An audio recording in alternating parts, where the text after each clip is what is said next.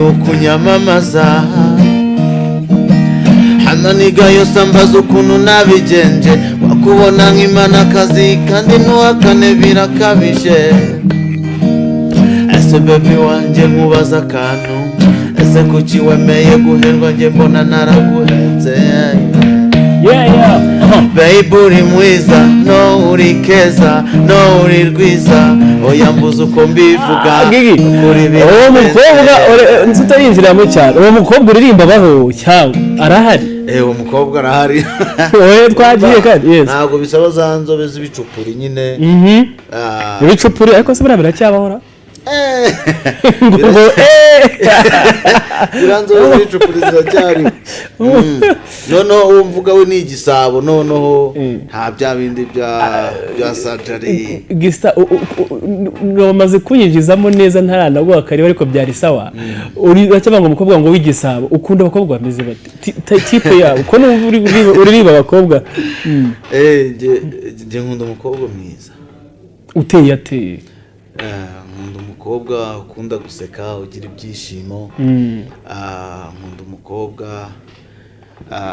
mbese ufite karagiteri yo kwisanzura cyane noneho akaba ateye neza nyine nk'umukobwa umukobwa wanyoye inka nyine nawe urabyumva abagabo nyine bwamaze kubyumva uri single cyangwa uri single searching cyangwa no searching njye ndi married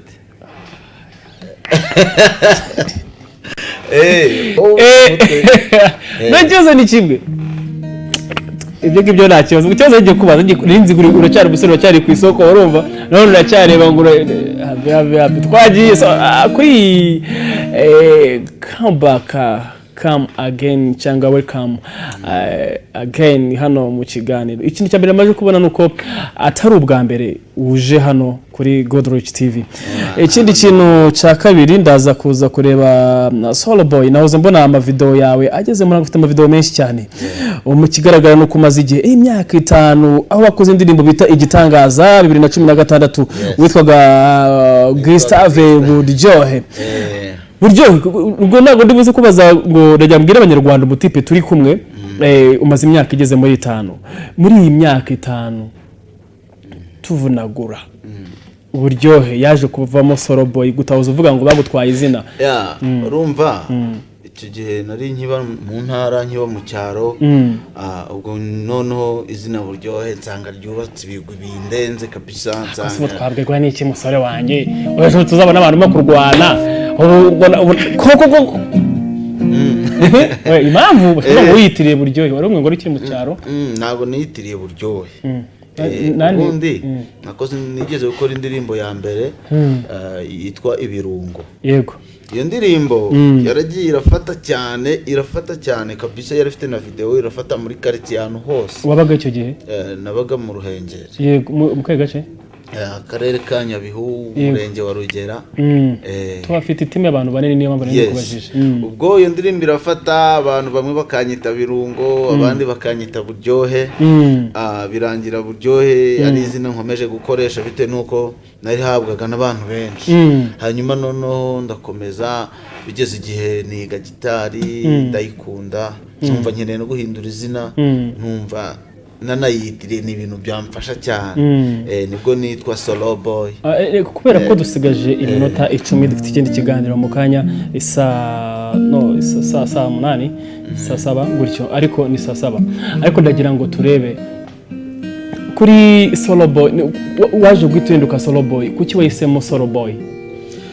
Impamvu nahisemo Solo Boy numvaga nshaka kuyitirira nyine gitari bite nuko nayikundaga cyane. Buriya gitari yaramfashije cyane mu buryo bukomeye. Nkimara kuyimenyaho gakeya kanosiyo natangiye gukorera amafaranga uko yabangana kose, ariko none nari ntangiye kubona income y'umuziki. Nari ntangiye kuvuga ngo ese umuziki bawuryamo gute? Niyo mafaranga ya mbere nakuye mu muziki. Ni ikintu cyatumye utinjira mu muziki wa Gistare. Turaza kureba icyo kintu. Umuziki wa Gistare no yunguyu wo gusohora indirimbo gusa ukamamara nkuko ndabigusobanurira. None akaza no muziki hari muziki n'umuziki wa business. Hari umuziki wa business arimo abanga bakora amakaraoke, aribo baririmba mu tubari n'ahandi. Urabyo icyo kintu noneho akaza no muziki wa Gistare nawo wo kumurika izina n'ibindi byose. Muri iyo myaka 5 byari bikomeye abantu benshi bari bakeneye cyangwa 6 kuba abastari. Yego. Urimo urabyumva noneho. Ni iki kintu cyatumye uhitamo kuvuga ngo reka nigere mu muziki kariya yo gucuruza ndeke ibintu byo nubwo byose bitwara? Yes, ni ukuvuga ngo umuziki wa gitari ntago umuntu aba yarawanze, ahubwo kuba umusitari, ubundi kuba umusitari ni Imana ibigena, kuba icyamamare ni Imana ibigena, ariko bite n'ubuzima ducamo, uburyo amafaranga baboneka bitugoye, gukora indirimbo bikatuvuna, promosiyo zikatugora cyane, niyo mpamvu nahisemo gukora ikintu kizatuma umuziki nkomeza kuwukunda cyane, kuko ukoze umuziki imyaka 5 nta kintu usaruramo kugira ngo uve mu byakorohera. Yego. Yes, ariko ubu ngubu bana mfite imyaka myinshi cyane yo gukora umuziki, kuko umuziki nawo ubwawo urantunze. Muri iyo myaka 5 guhera nahoze mbona imyaka 6 hano, nahoze mbona igihe wakoreye umuziki wawe kugeza uyu munsi 2024, reka 2017 wenda kuva aho ngaho kugeza 2024, ni iki kintu Solo Boy buryohe ahindukamo Solo Boy umaze kubona iki? Twereke ishusho yawe nka Solo Boy 2012 kugeza 2024, impinduka zabayo. Ni byinshi cyane, kuko uhereye kuva naza muri Kigali naje nta kintu mfite, na kimwe, ariko uyu munsi umuziki wampaye abantu, umuziki wampaye inshuti nziza z'umumaro. Umuziki kugeza uyu munsi niwo wampaye ahantu mba, hari ikinyinya kabisa niho ntuye. Urakoze. Umuziki rero wampaye n'umugore. Umuziki wampaye umugore, niho nabonye inkwano, nagiye nkora n'akandi kazi. Yego, ngiye nkunda akazi kenshi buriya. Ukora iki ubuzima busanzwe? Ubuzima busanzwe ngiye nkora ndo umusuderi. Yes. Mu minsi kuva kintu bidufasha kumva ko umusitari nta kindi kintu kindi yakora. Oya, ibyo bintu naje kubirebaho cyane. Ibyo bintu byangiza abahanzi nyarwanda. Buriya abahanzi nyarwanda abenshi bakizamuka, abenshi harimo abakene ahubwo barangaye bazicwa na toroma y'ubukene, kuko abenshi akora indirimbo imwe yaca kuri televiziyo akumva ko yabaye umusitari, ipantaro akayimanura, buri kintu cyose kigaragaza abasitari b'abanyamerika bakize ukabona nicyo yinjiyemo, kandi mu by'ukuri ntago twebwe icyo kintu mu Rwanda abahanzi bakizamuka turakigeraho, keretse abafite izindi mbaraga zibapushinga. Rero njyewe nahisemo umuziki kuvanga n'akazi bisanzwe.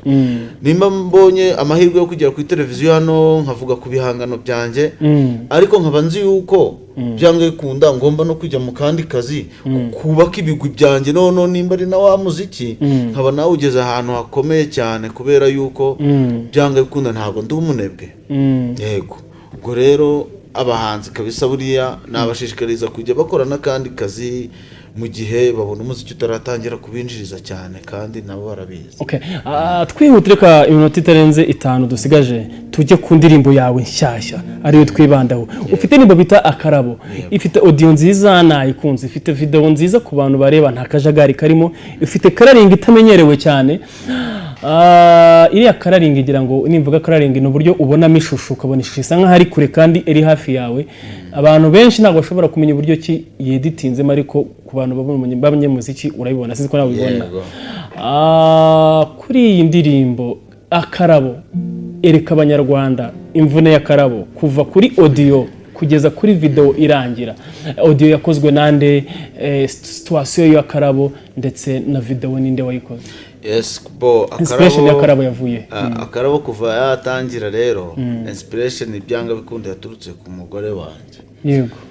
Mugore wanjye ari nawe uriya urimo? Ntabwo ari uri urimo, gusa umugore ari mu bantu bamfashije muri video. Ni nawe wazanye uriya mukobwa uri kubona muri background, arambwira ati uyu mukobwa niwe mukwiranye kuba mwakorana indirimbo y'Akarabo.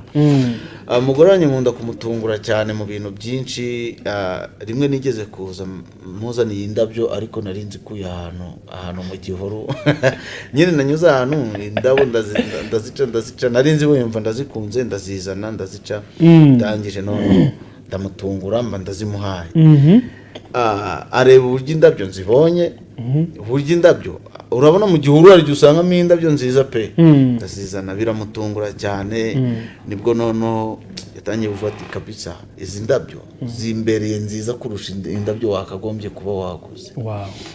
Hanyuma rero kugira ngo indirimbo Akarabo iboneke, za ndabo twakomeje kuzishyira aho ngaho, wibaze ko ntabwo twazijugunye, twakomeje kuzishyira aho ngaho tukajya tuzireba, none bigeze igihe tukajya tubiganiraho, indabyo zihumura n'iki tuba tubikozemo inspiration, tuba turayiririmbye njye nawe turi kumwe, dukunda kuba turi kuririmbana, birangira rero indirimbo nyapudetinze irakura cyane.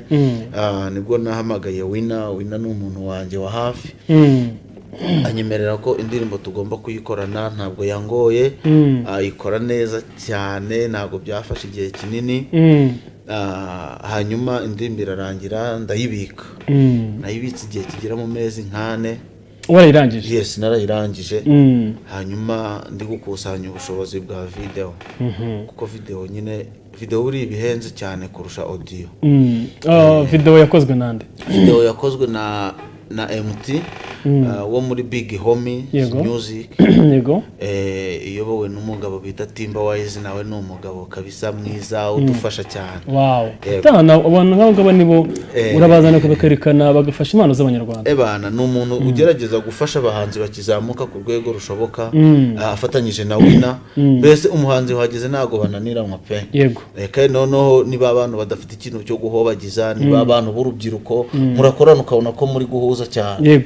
Ubwo rero turashutinga, dukora video, twayikoze nijoro, twayitangiye saa 12, twasoje gushutinga saa 9 mu gitondo. Urumva ko kari akazi kenshi, ariko nkomeza gushima abakoze ibijyanye n'amatara, buri umwe wese, kugeza havuyemo iyi video rero muri kubona hano kuri screen. Nizihe challenge murimo guhura nazo nk'abahanzi muri iyi minsi? Challenge turi guhura nazo nk'abahanzi rero, hari ahantu tugera tugahura n'urukuta kandi rukomeye.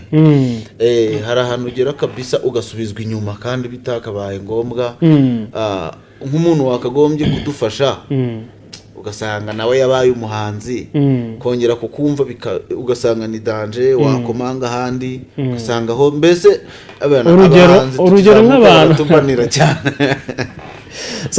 Urabona iminota yamaze kutugendana, ikiza twamaze kubona indirimbo tweretse abanyarwanda, tukomeza tuyiganireho, iyo wageze hano mu rugo n'ubundi abamaze kuba mu rugo n'ubutaha uzagaruka.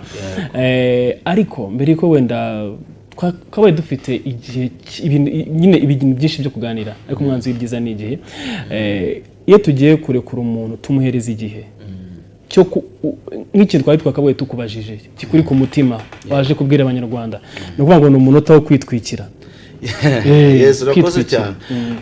Icyo nabwira abanyarwanda ni ukwibuka ko natwe tukizamuka duhari, bakagera kuri social media za Gustave Soloboy, bakandeba nanjye, bakaza mu bafana banjye, kubera yuko nanjye nkeneye abafana, kuko nibo bantera imbaraga nkakora ibintu birenze. Niba nkoze video nk'iyi, byanga bikunda nkeneye ko irebwa ikagera kure, nimba uyikunze wiyihererana basi ihe n'abandi, ndebe ko nanjye nagira abafana, kuko nanjye umunsi nageze aho abandi bari uzishima, nabo uzabashimisha. Kugira ngo mpave bizagorana, kandi ngewe kabisa ndacyafite imyaka 60 yo gukora umuziki, mpereye kuyo mfite. Urumva rero ni imyaka myinshi, byanga bikunda ngomba gushimisha abafana banjye, bambaye barira ahubwo baze kabisa kuri channel ya Gustave Soloboy, n'izindi social media zose. Instagram ukoresha? Ni Gustave Buryohe niyo iriho. Facebook ni Soloboy. YouTube channel? YouTube ni Gustave Soloboy, na TikTok ni Gustave Soloboy. Haya ngabe nguko twa turi kumwe na Soloboy, umuhungu abanje kwitwa Buryohe, nyuma kaza kwihindura Soloboy ko rukundo yakundaga umuziki, yakundaga gitari, kabura ko ibintu byose avuga nuko yabicesha gitari yakuyemo umugore, gitari yakuyemo inzu, gitari uyu munsi yamuhinduriye ubuzima. Ni byiza cyane kugira kuganira n'umuhanzi, kubwira amateka ye, kandi koko wumve afite ibintu byinshi yakabaye bikubera isomo, byakabaye bikubera nawe inzira zo kuntu wazahindura ubuzima. Byari byiza cyane kuganira na Gustave ufite ijambo ryiza, amateka ye nabwo yaguhindurira ubuzima. That's why igisobanuro